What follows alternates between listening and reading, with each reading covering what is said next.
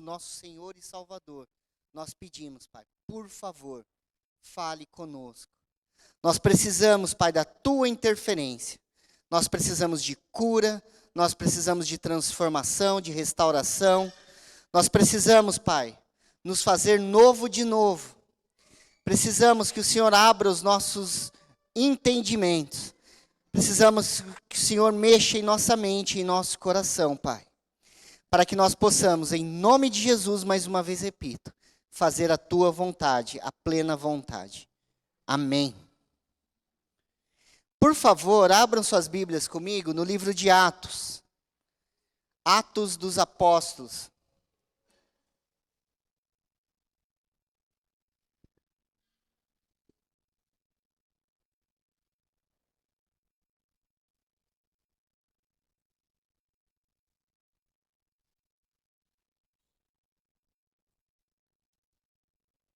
Livro de Atos, o capítulo é o 10.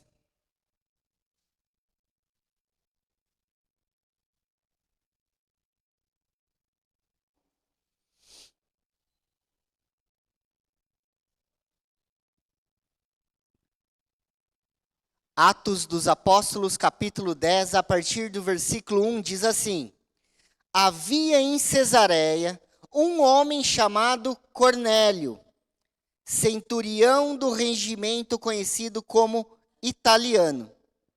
Ele e toda a sua família eram piedosos e tementes a Deus. Dava muitas esmolas ao povo e orava continuamente a Deus. Certo dia, por volta das 3 horas da tarde, ele teve uma visão. Ele viu claramente um anjo de Deus que se aproximava dele e dizia: Cornélio. Atemorizado, Cornélio olhou para ele e perguntou: Que é, Senhor? E o anjo respondeu: Suas orações e esmolas subiram como oferta memorial diante de Deus. Agora, mande alguns homens a Jope para trazerem um certo Simão, também conhecido como Pedro, que está hospedado na casa de Simão, curtidor de couro, que fica perto do mar. Depois que o anjo lhe falou, ele se foi. E Cornélio chamou 2 dos seus servos e um soldado piedoso dentre os seus auxiliares, e contando-lhes tudo o que tinha acontecido, enviou-os a Jope. Só até aí, podem se assentar, por favor. Vamos tentar entender a história que nós ouvimos aqui agora, história real. Então, estamos contando a história de um homem que viu um anjo. E esse anjo diz o seguinte para ele: Cornélio, você vai mandar alguém na casa de certa pessoa para chamar Pedro para vir à sua. Até aí, tudo certo. Vamos entender quem era Cornélio que recebe uma mensagem de Deus, que vê um anjo de Deus. Cornélio era um centurião. Centuriões eram pessoas que comandavam uma parte de soldados do regime militar. Inclusive, fala até o nome do regimento que ele comandava. Era o regimento italiano. Esse era o nome do regimento dele. Então, a gente está falando de alguém aqui que tinha um certo status, um certo posicionamento. Alguns estudiosos dizem que esse homem, o Cornélio, ele era, na verdade, um convertido ao judaísmo. Porque ele estava orando às 15 horas, às 3 horas da tarde. Era um procedimento da religião judaica. E é nesse momento de oração às 15 horas que ele recebe a visão ou vê literalmente o anjo. Não importa se isso é literalmente ou visão, o importante é que ele viu, acreditou e fez o que foi passado para ele. Se nós começarmos a olhar para a vida desse homem, a gente vai ver que ele tinha 3 características extremamente importantes para alguém começar a ter um relacionamento com Deus como ele teve. Visão, um anjo, contato. Já pensou você tendo isso? Cornélio teve. E ele não era judeu de nascimento. Ele era um romano. E olha só o que ele tinha de características. Ele e toda a família dele eram piedosos e tementes a Deus. Não era só ele. Não era só alguém isolado. A gente está falando de um homem que tinha uma postura, tinha um comportamento tal que ele consegue mostrar para toda a família dele que aquele caminho é o melhor se seguir. Não só isso, ele era piedoso e temente. Vamos começar a pensar nessas palavras? O que é ser piedoso? O que é ser temente a Deus? Cornélio era. Ele era piedoso, ele era temente. Na verdade, essa questão de piedade nada mais é do que viver de acordo com os ensinamentos da fé. No caso dele, ele vivia de acordo com o ensinamento da fé judaica. Ele era um judeu. Embora fosse romano, era convertido ao judaísmo. Então, essa questão de piedade é o quê? Demonstra compaixão, demonstra bondade e segue fielmente aquilo que acredita. Ele também era temente. O que é ser temente? É buscar viver de acordo com os mandamentos divinos. Buscar viver de acordo. Buscar viver de acordo. E é aqui que a coisa começa a pegar. Às vezes a gente é piedoso. Às vezes a gente é bondoso. Às vezes a gente tem dó. Às vezes a gente tem compaixão. Mas viver de acordo com os mandamentos, às vezes a gente não quer.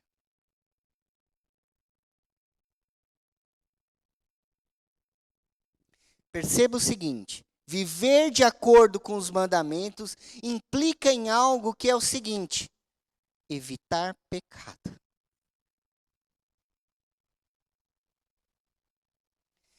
O que esse homem era? Piedoso e temente. Era alguém que vivia de acordo com a sua fé e evitava o pecado. É disso que o texto está falando. Ele também tinha uma outra característica. A segunda característica de Cornélio, ele dava muitas esmolas. E o que isso mostra para a gente? Mostra que ele não era apegado às questões de bens materiais. Embora ele tivesse um status extremamente grande, alto, um posicionamento anormal, acima da média para todo o povo onde ele estava ali, ele era alguém que não se importava com isso. Então, ele olhava para o próximo e via no próximo a necessidade. E com o que tinha, ele ajudava de alguma forma. Isso é fantástico. Isso é fantástico. Isso mostra que não havia arrogância. Isso mostra alguém disposto a estar com pessoas de nível que na época era assim considerado inferior. É assim que eles tratavam na época, gente. Hoje o politicamente correto é o quê? Não, somos todos iguais, não tem diferença, não é assim que falam por aí? Naquela época, não. Você é diferente, sim, você é escravo, você é menor, você me serve, pronto, acabou. Naquela época, a gente está falando de 2000 anos atrás, era assim que as coisas eram. Mulher era tratado com inferioridade, é verdade, gente. Infelizmente, eu não estou dizendo que eles estavam certos, mas era assim que as coisas seguiam. Tinha preconceito e tinha injustiça, muito claramente fortes. E aqui tem um homem que, romano, líder, com status altíssimo, começa a deixar esse status de lado e começa a compartilhar o que tem com quem não tem. Então, não é só pegar olha, tô aqui, tô com dó de você, Não era isso. Era muito mais que isso. Era alguém que via necessidade e se envolvia com pessoas que na época eram consideradas inferiores. Está entendendo? Está começando a entender o que Cornélio era? Não era só alguém que, para não se sentir culpado, tá aqui, Ai, pronto, fiz minha parte. Não era isso não, meu amigo. A gente está falando de alguém que se envolvia de verdade com as pessoas. E terceiro, a terceira característica dele era a seguinte: ele orava continuamente. Eu ouvi uma piada essa semana que foi fantástica, da oração de segunda. Novo, não achei, mas o meme é assim,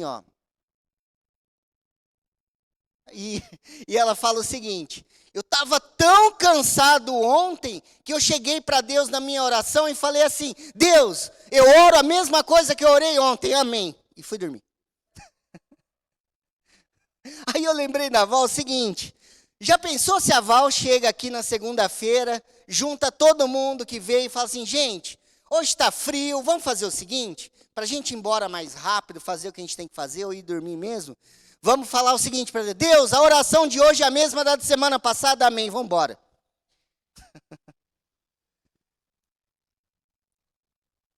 Orar continuamente não é repetir palavras a Deus ao léu. Orar continuamente é se estimular a falar com alguém que existe de verdade, só que não está visível aos seus olhos. E se estimular falando de tal forma, acreditando que ele está ouvindo, e sim, ele está tomando providências para tudo aquilo que você está falando. É gerar intimidade. É parar tudo o que você está fazendo e pensar assim, agora eu vou sentar ou ajoelhar na frente daquele que pode de verdade mudar tudo. E mesmo que seja assim uma repetida oração, é de novo você olhando para alguém que está ali na sua frente e está entendendo tudo que você está passando, tudo que você está sentindo e tudo que você está querendo.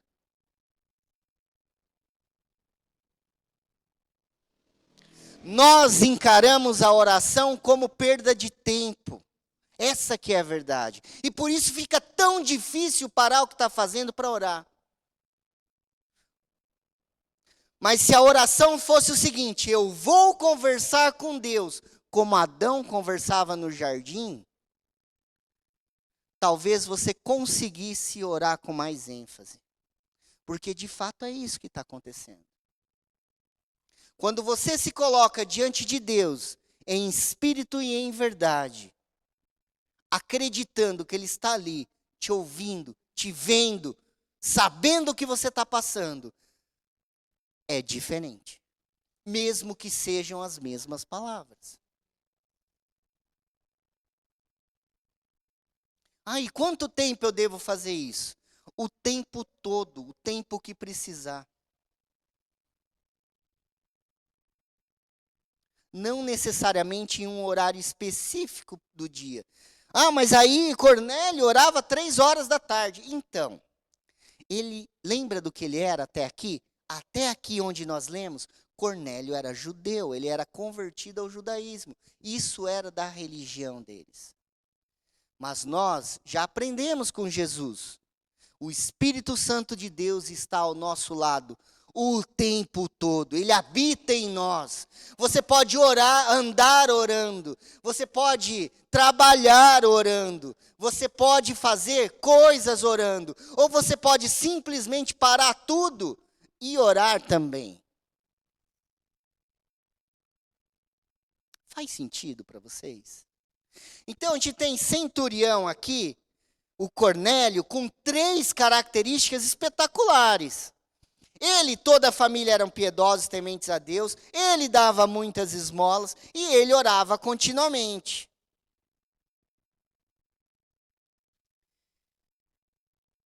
O problema é que na visão de Cornélio, Deus manda ele chamar Pedro através do anjo que ele vê.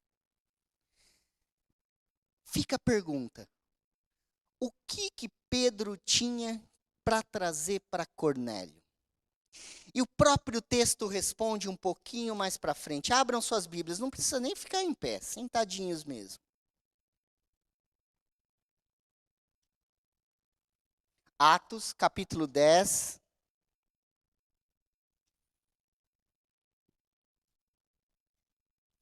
Vamos ler agora a partir do versículo 30, que é onde essa história começa a finalizar.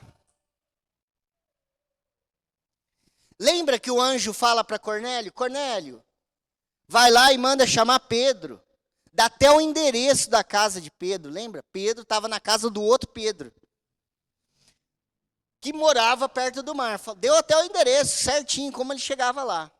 O Cornélio manda os servos dele e mais um soldado. Os soldados vão até a casa de Pedro e buscam Pedro. Quando Pedro chega na casa de Cornélio, você entende por que Deus mandou Cornélio chamar Pedro. E olha só, a resposta é fantástica.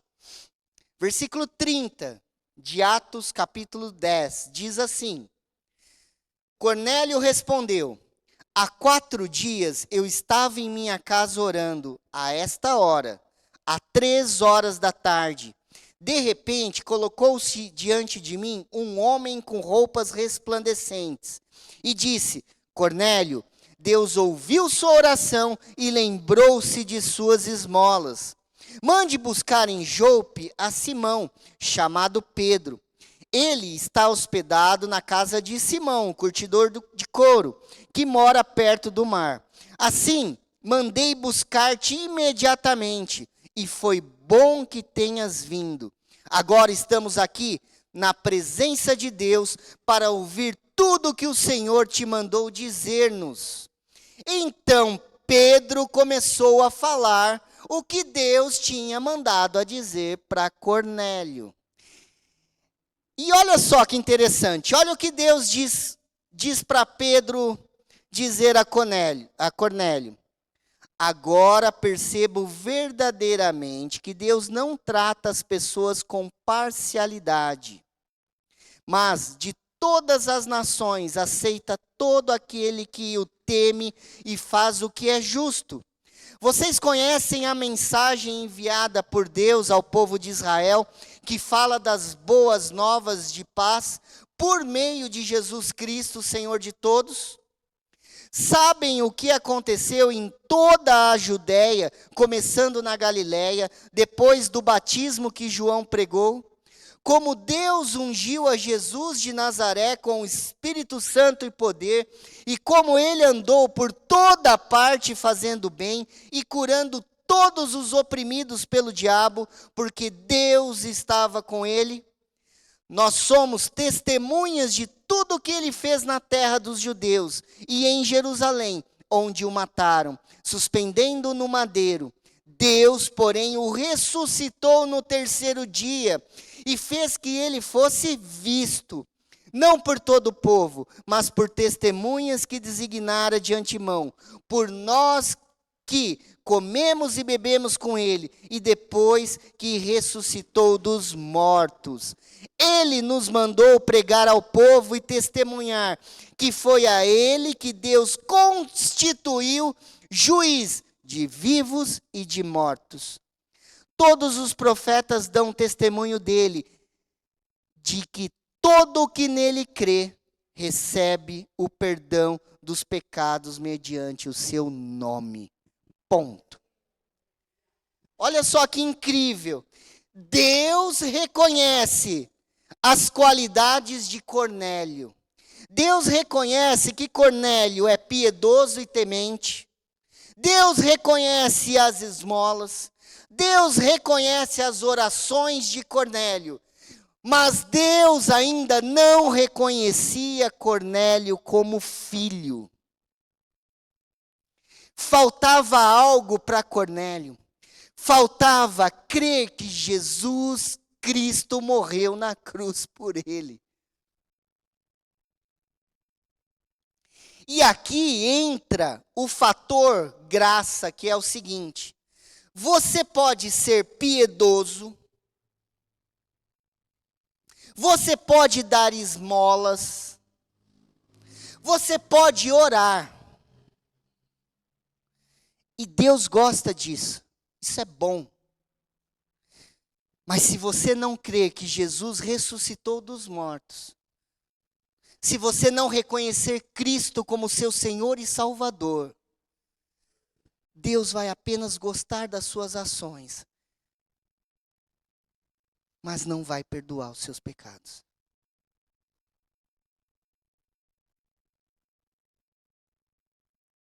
Não adianta orar se você não reconhecer Cristo como seu Senhor e Salvador. Não adianta dar esmola se você não reconhecer Cristo como seu Senhor e Salvador. Não adianta ser piedoso e bondoso se você não reconhecer a Cristo como seu Senhor e Salvador. Não adianta aceitar a Jesus como seu Senhor e Salvador e não ser piedoso e bondoso. Porque não condiz com a fé em Cristo. Porque Cristo é amor e ensinou a amar. Não adianta aceitar a Cristo e não dar esmolas. Porque Cristo ensinou a amar como Ele amou. Não adianta aceitar a Cristo e não se dedicar em oração. Porque o próprio Cristo ensinou a orar e orava muito. Não adianta ter as atitudes e não reconhecer quem é Deus. E não adianta reconhecer quem é Deus se você não tem as atitudes. Aff. Tá entendendo, gente? Eu estou falando tudo isso para vocês pelo seguinte: se vocês reconheceram Cristo como seu Senhor e Salvador, acreditam que Ele ressuscitou dos mortos, creem plenamente de que o sangue dele derramado na cruz, injustamente, foi para perdão dos seus pecados. Ótimo, é o primeiro passo. Agora vamos fazer tudo o que ele ensinou. E o que ele ensinou dá para resumir nas atitudes de Cornélio: piedade, bondade, oração, esmolas. Não é esmola do jeito de, ai, tá aqui, ó, ufa, fiz minha parte. Não, não. É reconhecer no próximo a necessidade dele e estar disposto a ajudar. É diferente. Nem toda esmola se resume em dinheiro. Às vezes é um abraço. Entenda como você quiser.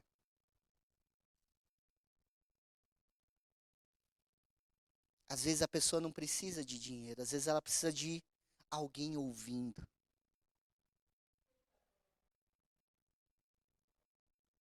Nós estamos em uma das cidades mais ricas do país. Pouquíssimas pessoas aqui passam miséria de verdade. Embora tenha, são bem poucos. Aqui a necessidade é um pouco diferente. A gente tem que se adaptar a isso. Tem que reconhecer isso.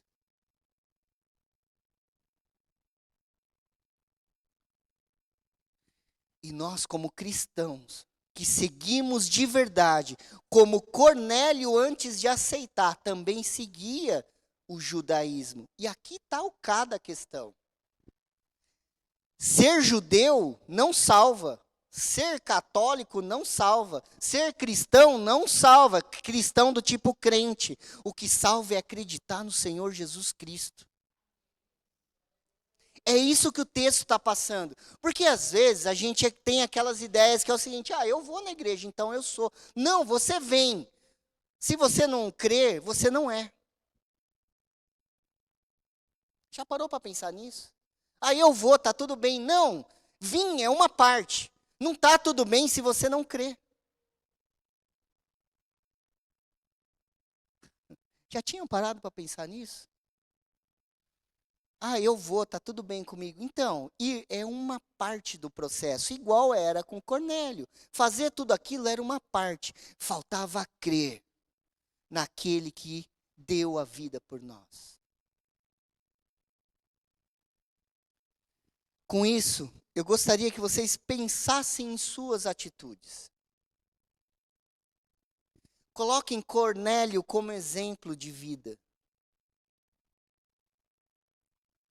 As atitudes de Cornélio eram excepcionais. Tanto é que Deus recebia isso dele. Mas mesmo assim faltava crer naquele que realmente salva, cura e liberta, o Cristo Jesus. Às vezes a gente tem isso em mente. Não, eu creio, eu aceitei, mas ainda não tem as atitudes. Será que então nós cremos de verdade? É uma boa pergunta para se fazer. É uma excelente pergunta a se fazer. Ser crente, ser católico, ser judeu e ser qualquer outra coisa. Pode até ter boas características, mas o que salva de verdade é o que Pedro ensinou para Cornélio aqui. E é claro, se você começa a acreditar em Cristo Jesus, você começa a perceber se a sua religião é a certa ou não. Se aquelas atitudes são as mais adequadas ou não. Se aquilo está de acordo com o que o Cristo quer ou não. E aí começa uma outra pregação, uma outra história, outros tópicos, outras coisas. O que eu queria deixar para vocês hoje aqui era o pensamento de que eu já criei, eu já aceitei. Ponto. Agora, eu estou fazendo o que Cristo pede? Eu tenho as atitudes que deveria ter? É isso. Esse era o meu papel aqui hoje, trazer isso a você, fazer você pensar nisso. 3 bons exemplos de como um cristão verdadeiro se deveria comportar. Piedoso e temente a Deus, entender a necessidade do outro sem julgamento e orar continuamente. Amém? Vamos orar?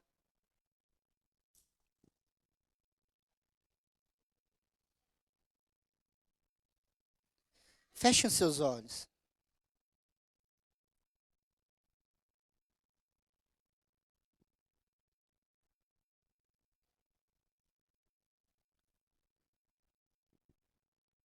Eu não sei o que você vem fazendo da tua vida, quais são os seus comportamentos. Evidentemente, o meu papel não é de julgamento, mas é de fazer você pensar se isso está de acordo com o que o Cristo propôs ou não. Onde está a tua mente nesse negócio todo? Onde está a tua mente nessa história toda? O que você busca durante o dia todo da sua vida? A Bíblia diz que a boca fala do que o coração está cheio. O que você vem falando durante o dia pode mostrar de verdade quem é você. Sabia disso? Pode mostrar exatamente aquilo que você está querendo e buscando.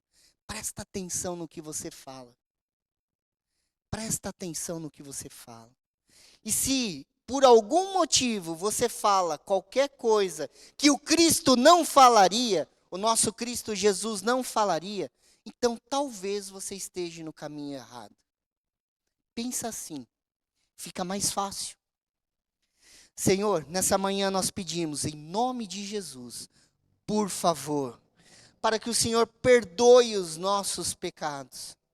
Pedimos para que o Senhor continue a abrir as nossas mentes, o nosso entendimento, e que a palavra de hoje, Pai, surta o efeito que lhe foi proposto. que nós consigamos entender, compreender, de fato, o que devemos fazer a partir daqui. Que nós consigamos entender o que nós temos que fazer lá fora. Como devemos nos comportar. Como devemos ser diante de Ti e dos outros. E Pai, que fique marcado em nosso coração o seguinte: o que salva não é o que eu faço. O que salva é em quem eu acredito, que é no sacrifício de Cristo Jesus. O que salva, Pai, eu entregar a vida a Jesus Cristo de Nazaré, aquele que deu a vida por mim e por todas as pessoas. Que essa ideia de levar Cristo aos outros esteja afiada na ponta da minha língua, Pai, na ponta da língua de cada um aqui. Que nós consigamos sim levar as esmolas, seja lá de qual tipo for, mas antes de mais nada também levar o Cristo Jesus às pessoas. Que nós consigamos, Pai, ser mais completos, agir da forma que se deve agir. Eu peço em nome de Jesus. Senhor, se alguém não compreendeu, abra o entendimento e não deixe que nós nunca mais esqueçamos, Pai, o que deve ser feito, como deve ser feito, em quem acreditar de verdade. Eu peço em nome de Jesus. Amém.